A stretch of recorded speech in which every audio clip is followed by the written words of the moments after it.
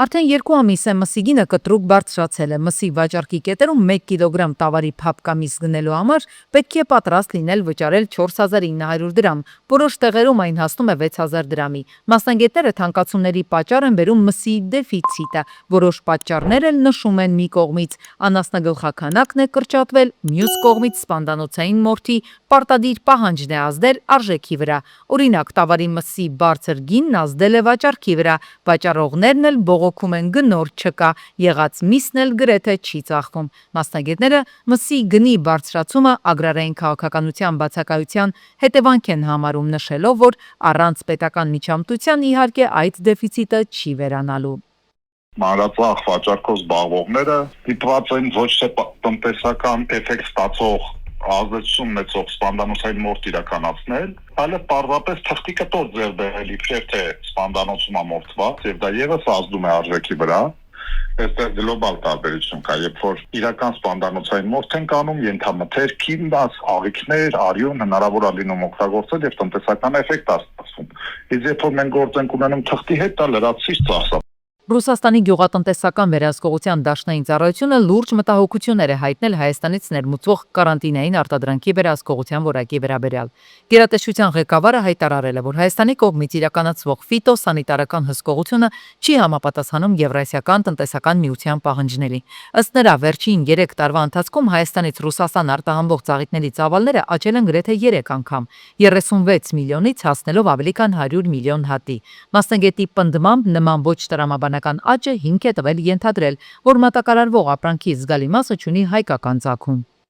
Ապրիլի 1-ից ուժի մեջ է մտել Հայաստանի կառավարության որոշումը, որով փոփոխվել է էլեկտրամոբիլի շարժիչի հզորությունը հաշվելու կարգը։ Եթե մեքենան արդեն ունի էլեկտրոնային անձնագիր, ապա գույքահարկը հաշվելիս կօգտագործվի դրանում նշված տեղեկությունը, իսկ դրա բացակայության դեպքում հաշվարկը կարվի նոր կարգով։ Մինչև 250 ձիաուժը ներառյալ հզորության դեպքում թիվը բաժանվում է 1.5-ի, 251 եւ բարձր ձիաուժ հզորության դեպքում հաշվարկը կատարվում է 2 մասով։ Առաջին 250 ձիաուժը բաժանվում է 1.5-ի, իսկ մնացած մասը 2.5-ի, հետո ստացված արդյունքները գումարվում են։ Էլեկտրամոբիլների հարգելի վարորդներ, այսօրվանից ապրիլի 1-ից ուժի մեջ է մտնում Հայաստանի Հանրապետության կառավարության որոշումը, որով փոփոխվել է էլեկտրամոբիլների շարժիչի հզորությունը հաշվելու կարգը։ Եթե մեքենան արդեն ունի էլեկտրոնային անձնագիր, ապա գույքահարկը հաշվելիս կօգտագործվի այնտեղ նշված տեղեկատվությունը, իսկ դրա բացակայության դեպքում հաշվարկը կարվի նոր կարգով։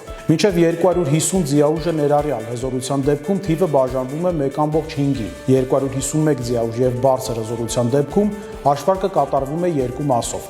Առաջին 250 ձիաուժը բաժանվում է 1.5-ի, իսկ մնացած մասը 2.5-ի։ Հետո ստացված արդյունքները գումարվում են։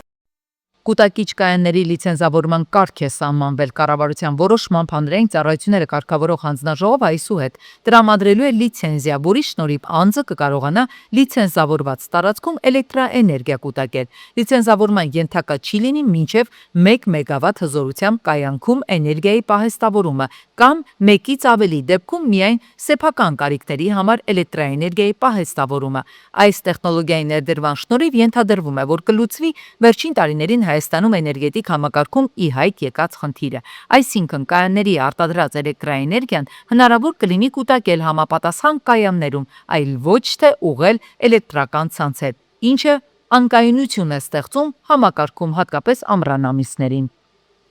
2025 թվականի ընթացքում դատախազության լիազորության շրջանակներում կայացված դատական ակտերով, ինչպես նաև դատախազական ներգործության միջոցների կիրառման արդյունքում Հայաստանի Հանրապետությանը եւ համայնքների սեփականությանը կամ տիրապետմանն է վերադարձվել նախնական գնահատմամբ շուրջ 66 միլիարդ 934 միլիոն դրամ, շուկայականին մոտարկված կադաստրային արժեքով 124 գույք, այդ թվում մանկապարտեզներ, մշակույթի տուն, մարզադաշտ, բնության հուշարձան, պուրակներ ու հողատարածքներ։ 2025 թվականին օրինական ուժի մեջ է մտել ապօրինի ծագում ունեցող գույքի բռնագանձման գործով առաջին վճիռը։ Կենտրոնական բանկը արձանագրում է թվային խարդախության աճ, հատկապես WhatsApp-ում տվյալների կոտրման դեպքով։ Օտարերկրյա զանգերով խաբեությունները չեն աճել, հիմնական վտանգը մեսենջերներն են, պատճառներն են թվային բանկինգի զարգացում եւ նոր խարդախ սխեմաներ։ Հուլիսի 1-ից ներդրվում է հաշիվների պարտադիր արգելափակման գործիք, հավելվածներում, կայքերում ու մասսաճյուղերում։ Նպատակը բարձրացնել պաշտպանվածությունը, հատկապես տարեցների համար։ Արգելափակումը հնարավոր է նույնականացումից հետո, կենտրոնական բանկը հորդորում է չփոխանցել անձնական ֆինանսական տվյալներ։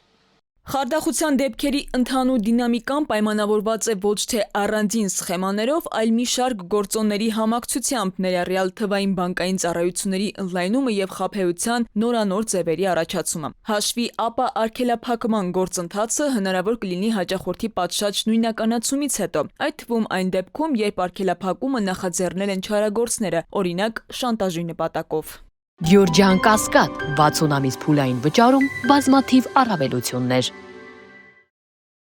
Վերջերս մամուլում տեղեկություններ տարածվեցին այն մասին, որ Հնդկաստանի քաղաքացիները գումար պահանջելու պատրվակով մուտք են գործել համաերկրացիների բնակարան, որի ժամանակ ծեծկռտուք է տեղի ունեցել եւ դանակով հարվածներ են հասցվել։ Ամսվա սկզբին էլ կենտրոնական Ասիայի երկրներից մեկի քաղաքացին Շենգավիթ վարչական շրջանի հասցեներից մեկում դանակահարել էր Երևանի բնակչին։ Այսպիսով, հանրային դիսկուրս քննարկում են օտարերկրացիների մասնակցությամբ հանցագործությունների դեպքերը, սկսած վարչական խախտումներից մինչև ավելի ծանր իրավախախտումներ։ Եթե խոսում ենք ամենախոշոր օտարերկրացիների համայնքի մասին, ռուսների կամ հնդիկների, այս երկու համայնքներ համեմատաբար փակ համայնքներ են եւ շփում ունեն իրենց ներսում եւ այսպիսով գուցե իրար դեմ գործեն հանցանքները։ Մասնագետների կարծիքով, եթե փակ համայնքներում ստեղծվեն հանցավոր խմբավորումներ, ինչպես օրինակ Սիցիլիականը Ամերիկայի Միացյալ Նահանգներում, ապա չի բացառվում, որ ճյուղեր տան ամբողջ երկրով,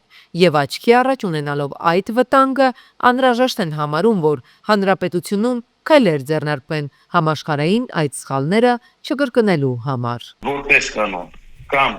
տնտեսական շահերի էական բախում պետք է տեղի ունենա, կամ պետք է քաղաքական բախում տեղի ունենա։ Որոշակի տնտեսական շահերի բախում մենք տեսնում ենք, իհարկե օրինակ Ռուսաստանից միգրանտների գալուց հետո բնակարանային գների աճը էական է,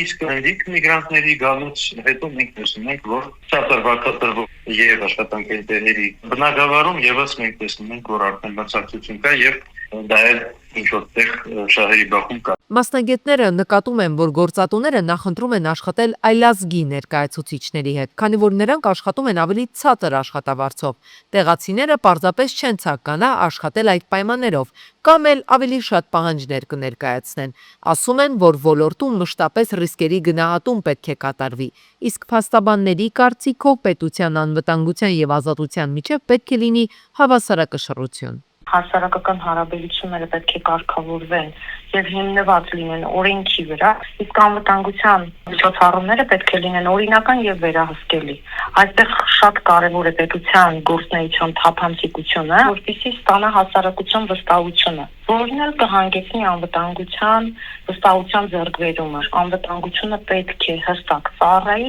քաղաքացու իրավունքների պաշտպանությանը, ոչ թե սահմանափակումներին։ Մասնագետների պնդմամբ պետության կիրառող գործիքակազմը կատարած արարքին համարժեք գործողություն պետք է լինի, իսկ օտարերկրացիների կատարած հանցագործություններից ամենից հաճախ հանդիպողը Իրանից ներթափանցող թմրանյութերի դեպքերն են, արձանագրում են մասնագետները։ Ոչ միայն հենց Իրանի քաղաքացիներն են տեղափոխում, անգամ չեզոք գոտի կա, որ ներնետում կատարելու միջոցով շատ մեծ հնարավորություն կա սահմանային չեզոք գոտիում,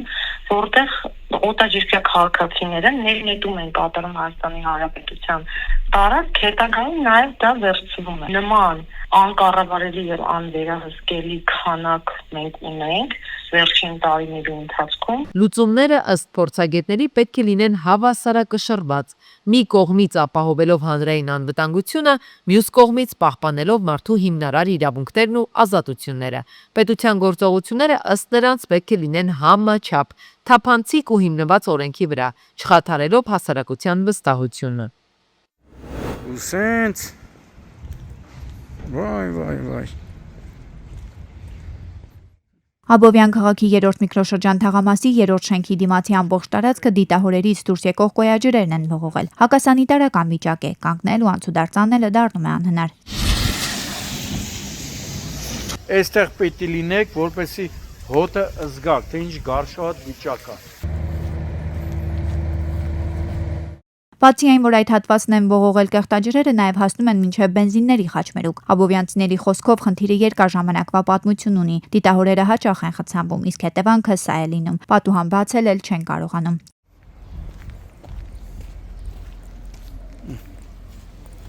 Հավաքվածների խոսքով Աբովյանի քաղաքապետարանից նաև Վեոլիա ջրից գալիս են խցանումը բացում, բայց կարճ ժամանակ անց նորից պատկերը նույնն է։ Համակարգային լուծում է պետք։ Քաղաքացիները բոլոր պատկան մարմիններին են դիմում իրենց տարածքը գարշահոտից փրկելու համար։ Ես հիշում եմ մի քանի տարի առաջ այստեղ նույն խնդիրներ եղել, ավելի վատ էր վիճակը, այն ժամանակ Աբովյանի քաղաքապետ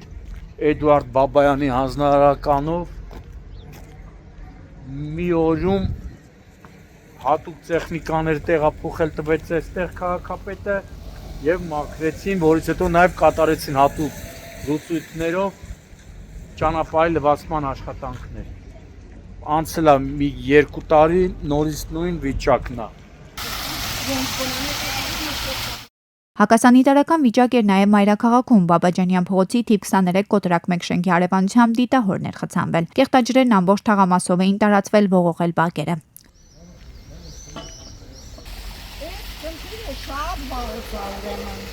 Ուղղակի մեկ գալիս է սեքտեր ծախում են գնում են, նորից նույնը պատկանում է։ Մի քանի օր, մի ամիս, 2 ամիս նորից նույնը։ Մերս օր էսքան անում է։ Հնարավոր է որ վաղ քանակը հասցեն այս հատվածը։ Օպերատիվ են գործել Վեոլիա ջուր ընկերության աշխատակիցները, մաքրել են դիտահորերը, այնտեղից դուրս բերել ամեն հնարավորը։ Թածանձեռոցիկներ, կտորներ, պոլիէթիլենային տոպրակներ։ Արդյունքում կեղտաջրերի հոսքը դադարել է։ Քաղաքացիները պետք է պատասխանատու գտնվեն, զերծ մնան գոյողի տարբեր իրեր նետելուց, ասում են պատասխանատուները։ Ապրիլի 2-ին ողբերգական վթար է տեղի ունեցել Արմավիրի մարզում, Երևան-Արմավիր ճանապարհին բախվել են 31-ամյա Նվերի Զիլը, 41-ամյա Արտակի Ֆորդ Տրանզիտը։ Վերջինի վարորդը տեղում մահացել է, ժամանել են ոստիկանության բարեկային ծառայության Արմավիրի մարզի գումարտակի առաջին վաշտի առաջին դասակի բարեկները, փրկարար ծառայության Վաղաշապատի շրջփրկարարական ջոկատի փրկարարները։ Վիճակը լարվել էր, Ֆորդ Տրանզիտի վարորդի հարազատներն ու ընկերները Զիլի վարորդին էին փնտրում, բայց բարեկները, համայնքային ոստիկանները, փրկարարներն ու անգամ շտապօգնության բժիշկները կարողացել են գրքերը հանդարտեցնել։ Իդեպ մահացած վարորդը 3 երեխա ունի, իսկ Զիլի վարորդի մոտ բացակայել է վարորդական վկայականը։ Մահացածի հարազատները ման են գալիս Զիլի վարորդին ու նրա անվտանգությունը ապահովելու համար ոստիկանները նրան տեղափոխեցին ոստիկանության Վաղաշապատի բաժին։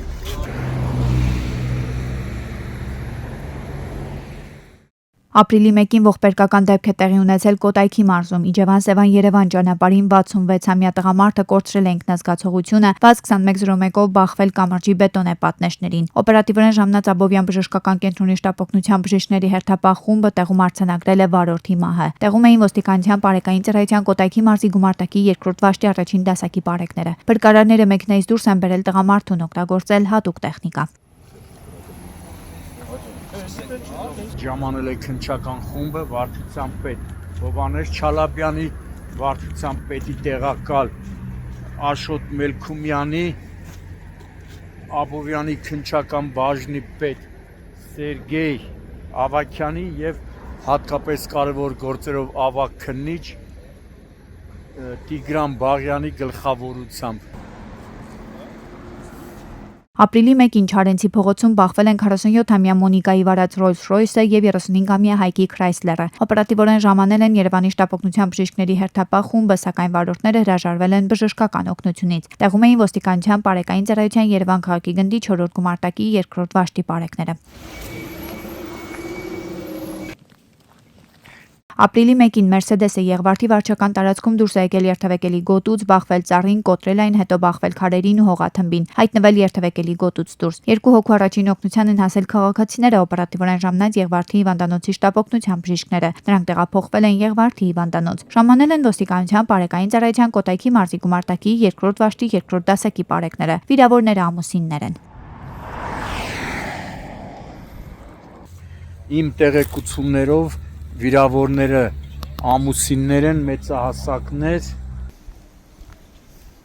Ապրիլի 1-ին մայրաքաղաքում արտակարգ դեպք է տեղի ունեցել Չարենցի փողոցում սեփական տներից մեկում փլուզում է եղել։ Երևանի շրջփրկարարական ջոկատի փրկարարները տնից տարհանել են 13 բնակչի։ Տեղում էին ոստիկանության պարեկային ծառայության Երևան քաղաքի գնդի 4-րդ գումարտակի 2-րդ վաշտի պարեկները։ Տուժածներ չկան, ըստ տեղեկությունների էլ փլուզման պատճառը կառուցվող էլիտար շենքի համար փորված փոսն է։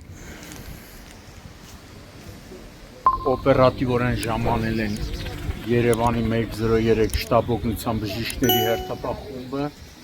Բժիշկ մարդու օգնություն ցուցաբերել եք։ Միացային դարբեցություններ զուտ դարբերներ։ Մեկ հոգու բժիշկները անհրաժեշտ բուժօգնություն են ցուցաբերել, հոգեբանական,